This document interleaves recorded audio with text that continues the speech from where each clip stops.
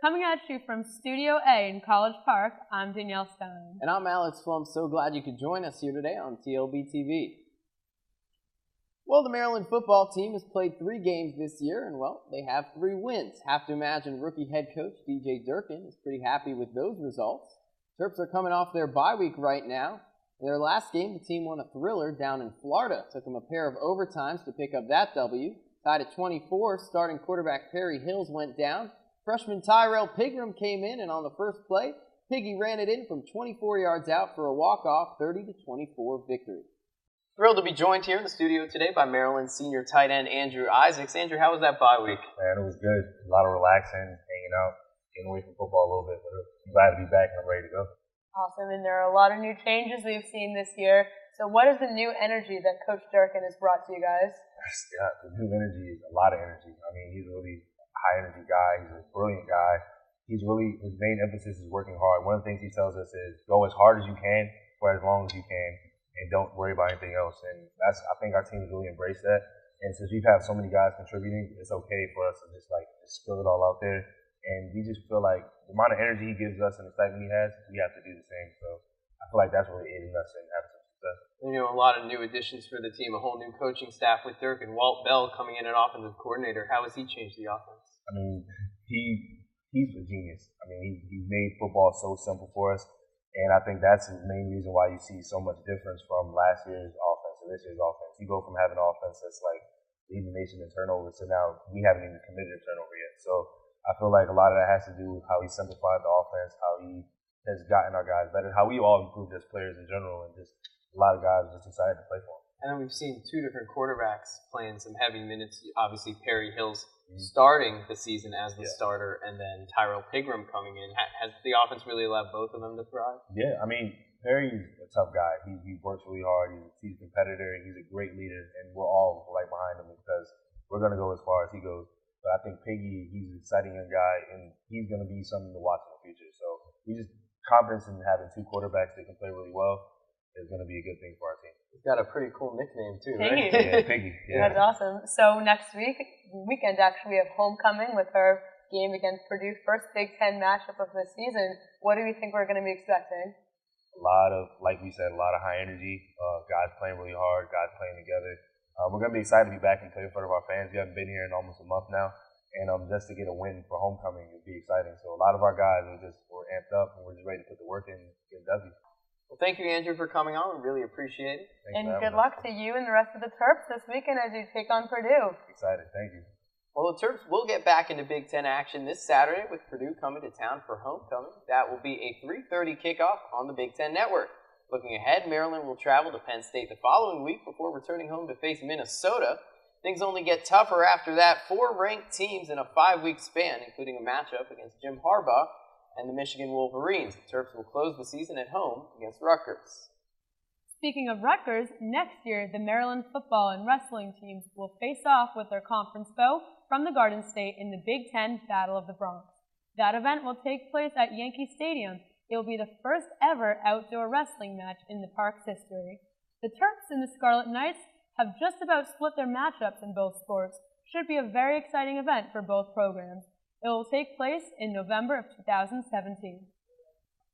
Taylor Cummings won a pair of national championships during her time here in College Park. She also took home a record 3 Tewaaraton Awards. It's no coincidence that the GOAT is cashing in. Cummings has inked a deal with the Maryland-based company Under Armour. Walker Jones, a senior director at Under Armour, had this to say, quote, "Under Armour has a rich heritage in the sport of lacrosse, and we're extremely excited to officially welcome Taylor to the family. Taylor is an athlete that truly transcends the sport of lacrosse. She's one of the best athletes that the game has ever seen, and we look forward to supporting Taylor as she continues to dominate the game," end quote. Congratulations to Taylor. Some very exciting news for her. It was a big month for some former Terps as well. This year's Maryland Athletic Hall of Fame class was just announced a couple weeks ago. Some members include men's lacrosse's Robert Ott, football's E.J. Henderson, and women's basketball's Marsha Richardson.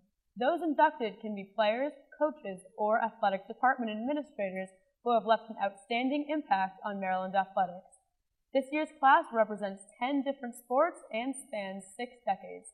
They will be honored for their achievements on Friday, October 21st. You know, it seems like there's a lot of construction everywhere you turn in College Park these days. The work on Maryland's new football complex at Cole Fieldhouse continues. State-of-the-art facility is expected to be completed in the summer of 2018. It will feature a research center, 2 football practice fields, and new locker rooms for the team. The undefeated men's soccer team is #1 in the country, and the fans are loving every minute of it. The crew helps to bring all the soccer fans together and make Ludwig a thrilling environment. I took a look at the crew and their involvement in the game. Let's go Terps! Let's go Terps! It's game day for the Terps, and Maryland soccer is on the field and ready to go. They have the support of the crew behind them, showing them all the spirit that they have.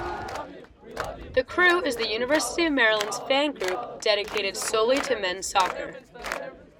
Members of the crew fill the stands of Ludwig Field every home game and make their presence known. President Josh Nichols and Vice President Trey Crump helped to organize tailgates before the games.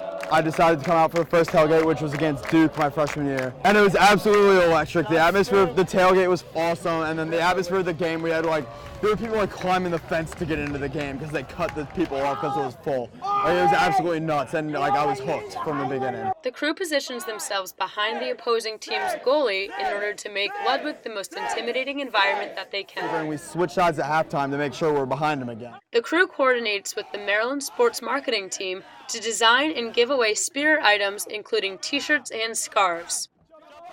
Every member in the crew is encouraged to start cheers, whether they be well-known traditions or spur-of-the-moment chants. Anyone who knows the cheers can kind of start one, everyone will follow along. These spontaneous cheers allow the crew to think creatively. It's a fantastic sport. I just love the atmosphere. The fans are crazy. We packed the stands. It's awesome. UMB's the best school in the nation, and we have to represent the flag. We have the best fans in the world in the crew. The Terps will look to stay undefeated as they travel to Evanston, Illinois on Friday to face Northwestern. Coach Sasha Sharofsky and the team are serious contenders for the national title this year. Now over to some sports in the Xfinity Center. Terps volleyball started the season with a 7-2 record. Since then, they faced 4 ranked opponents in their past 5 games, all of those away from home. Terps are 1-4 in that span, but for a program on the rise, tough schedule can be a good thing.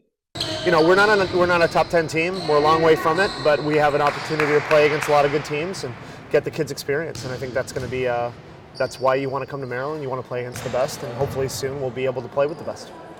At just 18 years old, outside hitter Gia Milana is already making a name for herself on the Maryland volleyball team, so you might be wondering, how exactly does the top-ranked volleyball player in the state of Michigan become a starting freshman at Maryland? Talked to Gia and head coach Steve Ayard this week and got to the bottom of it. Gia Milana first met Steve Ayard when he was an assistant at Penn State. I didn't think that the program was for me, so I just pushed Penn State to the side, but I was like, but the assistant coach is pretty cool, so you never know. In 2014, Ayard became the head man in College Park. Steve, Maryland? Where is Maryland? He's like, I know, you just have to visit, trust me, I know what I'm doing. Once the Michigan native visited the Terps, all Ayard could do was wait. Yeah, she said, I got bad news. So coach, thank you so much for everything. Thank you for coming to all my games, all the support. Basically, it was the whole song and dance about how she wasn't really sure. And then I think the line was, I'm sorry, but, and then I paused, and then I said, you're going to have to deal with me for the next 4 years. Today, Gia is a freshman outside hitter for the Terps. She's the highest-ranked recruit to ever commit to the program. She had opportunities to go to a lot of other schools with more well-known programs, and she chose to come here. She saw into Coach's vision, and she obviously loved what she saw. But just like building a program, becoming a star takes time. You know, I brought her here for what she's going to be, not what she was. So a big part of it for me is to develop her and help her get to the next level. And Gia is buying in. Having the national championships on our mind is good, but right now we can't look that far ahead. We just have to focus every day on getting 1% better every day, like he says. Now in his 4th year at Maryland, Ayard's vision is starting to take shape, and Gia is a huge part of it. You can't build anything in life without being around great people. And every good company, every good organization comes back to how good are the people you have around you. So if that's the litmus test, then we're off to a pretty good start with Gia. Gia currently leads the team, averaging just under 4 kills per set. Now in the thick of Big Ten play, the Terps will have a date with the Hawkeyes in Iowa on Wednesday night. The field hockey team has seen their fair share of Big Ten opponents so far this year. They faced 3 ranked opponents on a road trip in just the past week. They picked up wins over Princeton and Iowa before falling to Northwestern on Sunday. Defender Grace Ballston and forward Velma Luz have combined for 17 goals to lead their team so far this year. She and Grace are amazing. I mean, one's on the front half scoring and the other's on the back half stopping, and both of them are very high percentage in their attack penalty corners. Maryland tennis has a rising star of their own, a sensational sophomore. I took a ride down Campus Drive to the College Park Tennis Club for this one.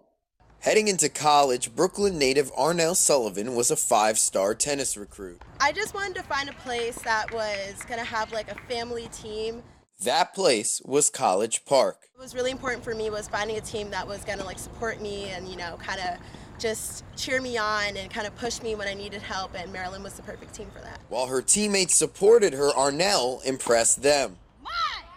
Like when Nels came, like we could see it's a really good player because she had nice technique. She was prepared physically, but we were also amazed to see how much she improved over the year. I don't honestly think that we talked enough about how good she was on the court. I mean, she went on those matches. She didn't just win. She destroyed them. Last season as a freshman on the Maryland tennis team, Arnell turned heads. By the end of the year, she led the squad with 11 singles match victories. That stat was enough for ITA to give her the Atlantic Region Rookie of the Year honor. Now, after a great freshman campaign, she's hoping to carry that success into her sophomore season. I wouldn't even guess that would have happened, but it was just hard work, determination, and again, the team just helping and supporting me.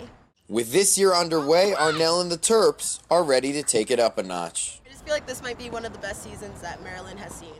Quick update on Arnell. She teamed up with Caroline Williams to take home the doubles tournament at the Bedford Cup in College Park last week. To wrap up this episode of the Left Bench TV, we are recognizing our Terp of the Week, Gordon Wild. Wild is a sophomore forward on the undefeated men's soccer team. After being honored as the Big Ten Offensive Player of the Week earlier this month, everything else has gone wild. Between clinching an overtime win against Penn State and leading the Big Ten in goals, the USC upstate transfer is a powerhouse player. And for this, Gordon Wild is our Terp of the Week. Well, that's all for this week's episode of TLBTV. Thanks for tuning in. So glad you could join us. And make sure you check us out next time. In the meantime, though, you can check out more content on theleftbench.com. For all of our crew, I'm Alex Flump. And I'm Danielle Stein. Thanks for watching.